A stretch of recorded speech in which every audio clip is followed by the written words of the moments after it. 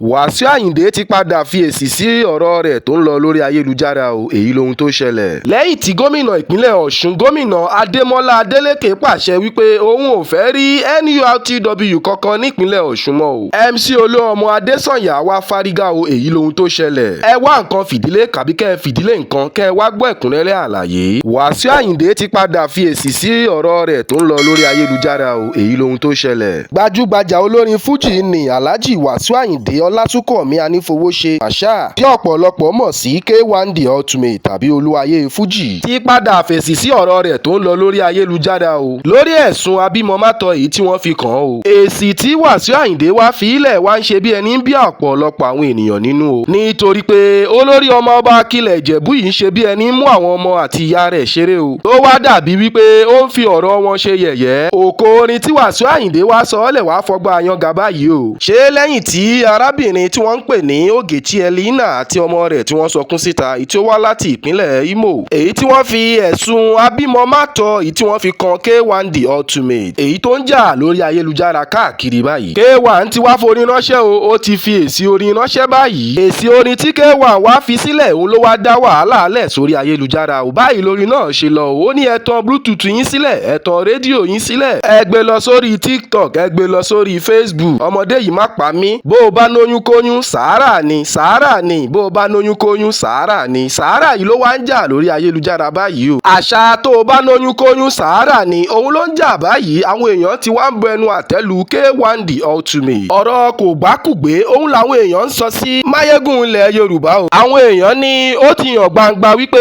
lótìtọ́ ni K1 ni ó ní ọmọ tí arábìnrin Elina Ogechi tí ó bí o. Wọ́n ní àfi bí pé K1 fúnra rẹ̀ mọ̀ọ́mọ̀ pọ̀ ọmọ náà sílẹ̀ o. Wọ́n ní ó jọ K1 àfi bí ìmomi o. Àwọn èèyàn ti wá dìde láti ran arábìnrin náà lọ́wọ́. Àwọn kan tiẹ̀ ní kí arábìnrin Ogechi Elina yìí kó gbé K1 lọ ilé ẹjọ́ pé ilé ẹjọ́ á lè pàṣẹ láti ṣe àyẹ̀wò DNA fún ọmọ náà o. Bí èsì DNA bá wá jáde wípé ọmọ náà jẹ́ ọmọ K1 á lè ṣe ìtọ́jú tó péye fún ọmọ náà o. Kàkà kí ìṣẹ̀lẹ̀ yìí wá tiẹ̀ dùn K1 wọ́n ní níṣe ni K1 mú wọn ṣeré o. Oko orin òun ni arábàmbí jùlẹ̀ o nítorí pé kàkà kí ohun tí wọ́n fi kan K1 yìí kó ká a lára wọ́n ní ó fi wọ́n ṣe yẹ̀yẹ́ ó fi wọ́n ṣàwàdà òun ni K1 ń ṣe o. Bó o bá lóyún kóyún Sara ni, bó o bá lóyún kóyún Sara ni èsì tí K1 sọ ọ́lẹ̀ tágbó wá gbàlú òun nìyẹn o. Ọ̀pọ̀ àwọn mìíràn sọ wípé K1 The Ultimate wọ́n ló mọ ohun tó ń ṣe o, wọ́n ló sì máa gba ọmọ náà. Àwọn mìíràn sọ wípé content ni K1 ń ṣe, wọ́n ló kàn fẹ́ fi ọ̀rọ̀ àwọn ọmọ náà fi trend lásán ni. Ọ̀pọ̀ àwọn mìíràn sọ wípé ohun tí K1 ń ṣe yìí wọ́n ní kò bójúmu rárá. Wọ́n ní èsì tí K1 sọ sílẹ̀ yìí wọ́n ní ó burú jáì. Wọ́n ní máyégún ilẹ̀ Yorùbá ò gbúdọ̀ máa ṣe irú àwọn nǹkan báyìí. Wọ́n ní ọmọ ọba Akilẹ̀ Ìjẹ̀bú ò gbúdọ̀ máa ṣe irú àwọn ìwà yìí náà. Àwọn èèyàn wá ní eléyà jẹ́ ẹ̀kọ́ fún àwọn obìnrin tó jẹ́ wípé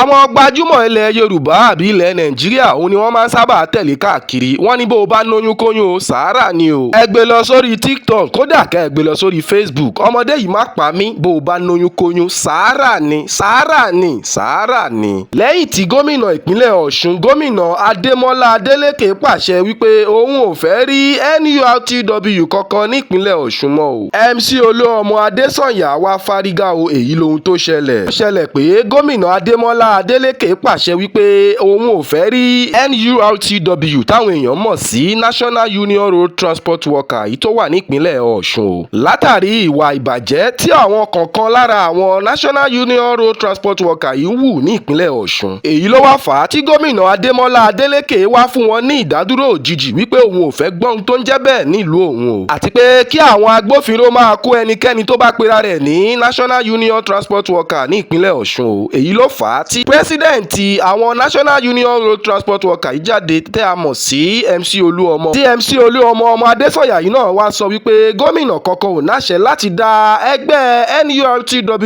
yìí dádúró. Ó ní gómìnà ìpínlẹ̀ Ọ̀ṣun ò ní àṣẹ láti dá ẹgbẹ́ NURTW dúró. Èyí ló wá dá gbọ́nmisí òtó láàrin MC Oluomo àti gómìnà Adémọ́lá Adélékè ti ìpínlẹ̀ Ọ̀ṣun. Ọ̀pọ̀lọpọ̀ àwọn èèyàn náà ni wọ́n sọ wípé ta ni MC Oluomo níwájú gómìnà ìpínlẹ̀ Ọ̀ṣun. Àwọn kan tiẹ̀ ní ṣé nítorí pé MC Oluomo jẹ́ ààrẹ ti NURTW tó wà ní ìlú Àbújá. Ṣé nítorí ẹ̀ náà ló ṣe ń yí àṣẹ gómìnà padà. Wọ́n ní bọ́mọdé ò bá tàn yóò bá àrọ́bá, àrọ́bá rèé bàbá ìtàn ni o. Ọ̀pọ̀lọpọ̀ àwọn ará ìlú náà ni wọ́n ti jáde tí wọ́n ti ń sọ̀rọ̀ lóríṣiríṣi nípa MC Oluomo o. Ẹ wá jẹ́ á farabalẹ̀ ká gbọ́ ohun tí arákùnrin náà sọ nípa MC Oluomo o, èyí lohun tó sọ o. Wàrà Ọ̀ṣun ṣé ká sọ̀tàn fún wọn táwọn bá gbàgbé àwa rántí MC Oluomo bá wá jáde lónìí yìí tó bá wá ní pé ìjọba Adeleke gọ́vnà Adeleke kò lẹ́tọ̀ọ́ láti suspend NURTW lọ́sùn.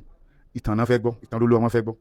Nítorí 2022 same thing happen sí MC Oluomo NURTW ní Lagos State tó yẹ pé gọ́vnà Sanwó-Olú ó suspend NURTW.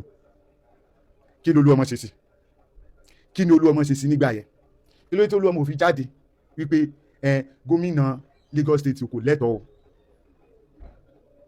àbí MC Oluomo lè defend irú kan bẹ́ẹ̀ yẹn? Nǹkan tó bá ń pa àwọn aráàlú lára gómìnà nù ìlú yẹ ó lẹ́tọ̀ọ́ láti gbé ìgbésẹ̀ láti fi stop nǹkan tó ń pa àwọn aráàlú lára.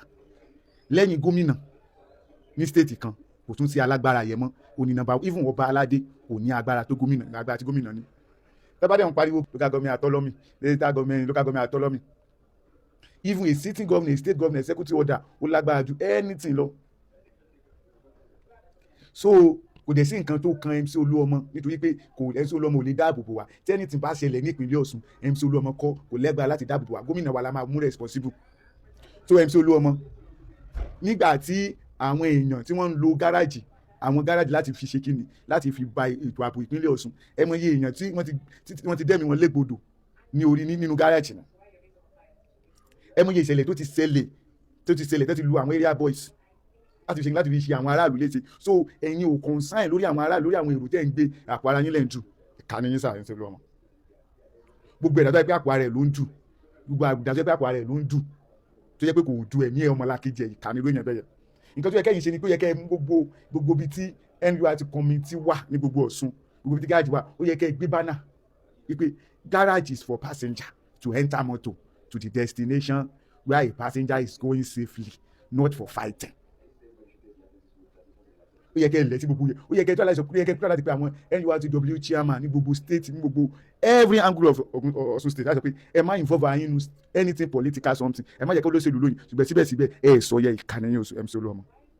Kí ló dé pátákùn rẹ̀ election bá dé kí wọ́n win election, anybody lè win, PDP lè win, APC lè win, Akọ́jì lè win, NDC lè win, AAC lè win. Ẹni tó bá ti win, tí wọ́n bá ti lè declare pé as a winner, kò sí àwa ará ìlú ní choice, a máa accept ẹni. Ṣùgbọ́n ẹ̀yin tẹ́ wá jẹ́ leaders táwọn wò yín kò yẹ kẹ́ máa jẹ́ kí wọ́n máa lo under power yín láti ṣe àwọn ará ìlú níkà. Èèyàn lásán làwà, ẹ̀yin ti gòkè, ẹ̀yin rí nǹkan tí àwa ò rí.